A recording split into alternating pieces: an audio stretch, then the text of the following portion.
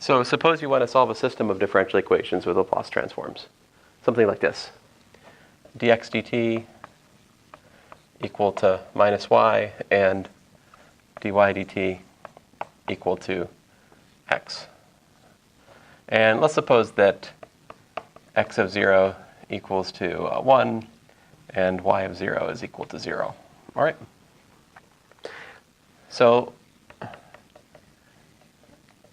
of course, we have a method to solve this already, right? We find a 2 by 2 matrix, we find its eigenvalues, we find its eigenvectors or complex eigenvectors, and we go from there. We have a whole machine we built. But you can also use Laplace transforms to solve these. And I don't know, you can solve more exotic problems with Laplace transforms too, right? There are some non-constant coefficient problems you could solve with Laplace transforms that wouldn't be too bad. But whenever I try to make them up, they go horribly, so I'm not going to do it.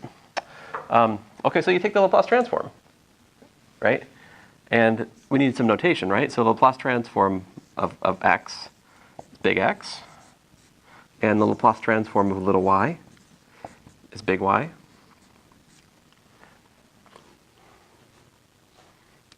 And okay, so that's our notation. So what we got? The Laplace transform of dx dt, right, is equal to minus the Laplace transform of y, the Laplace transform of dy dt is equal to the Laplace transform of x. So what's that give us? That gives us s times big X, right, minus 1 equals to minus big Y. And this gives us s times big Y, right, equals to big X. Now we've got two equations and two unknowns. Can you solve?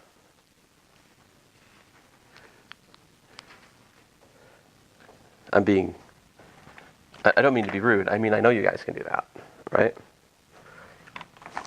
So I think substitution's a pretty good choice here, isn't it? Because this is sweet, right? Although I'm not really sure I'm allowed to use that saying. I don't know if I have the life experience for it. But if you were a person who could say things were sweet, like this has sweetness. Let's see here. So that's s squared, big Y, minus 1 equals to minus y. At which point we're like, yay, just y's. All we got to do is solve for big Y. And this gives us s squared plus 1 times big Y equals to 1. So therefore, big Y is equal to 1 over s squared plus 1, which implies that y of t is what?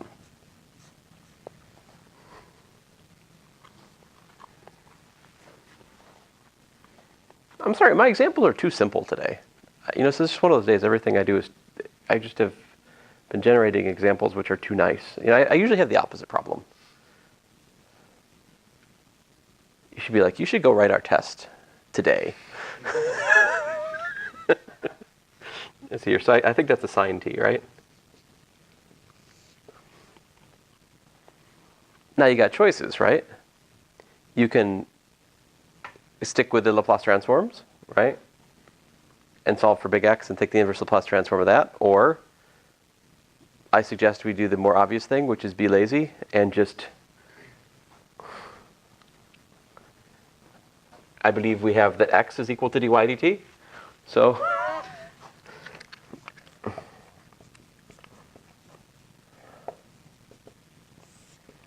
there you go. So bye.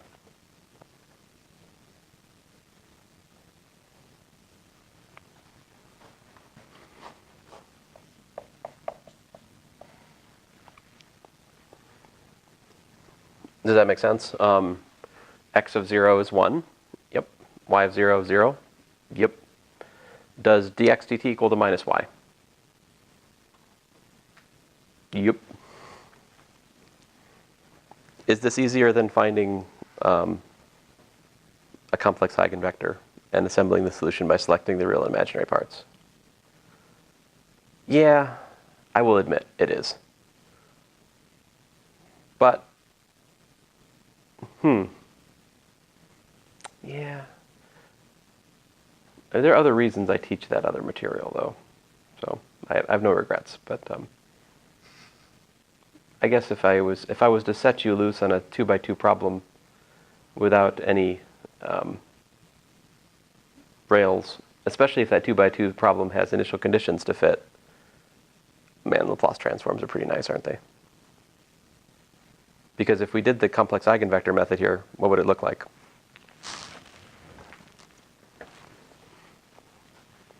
I started late, so I'll go 2 minutes late. Sorry. Here, just because this is important, because systems are on your test, right?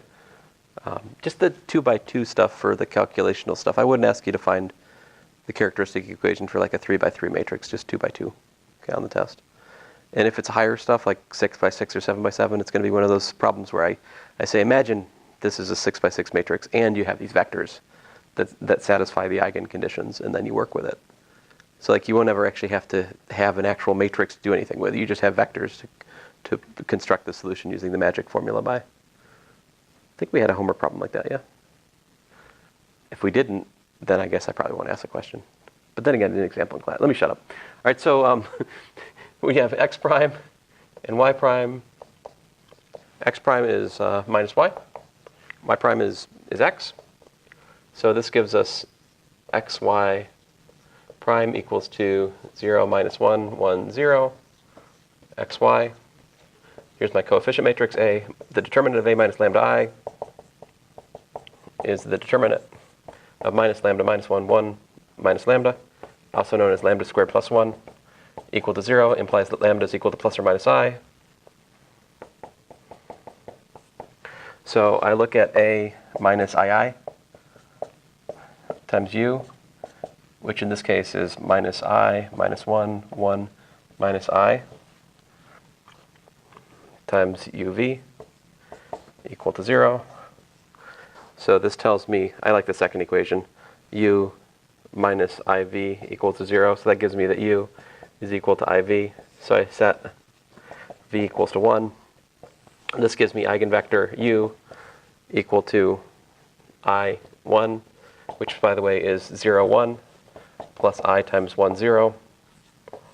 This is the A vector. This is the B vector. Consequently, x of t is equal to the real part of, well, since we're short on time, I'll just write down the answer. Cosine t, it's cosine t A minus the sine t B times C1 plus C2 times sine t A plus cosine TB, which means that the solution is, where my A is what? So that's minus sine t cosine t C1 plus C2 cosine t sine t, yeah. And after all that's done, I still have to go and find C1 and C2, right? So like x of 0 is what?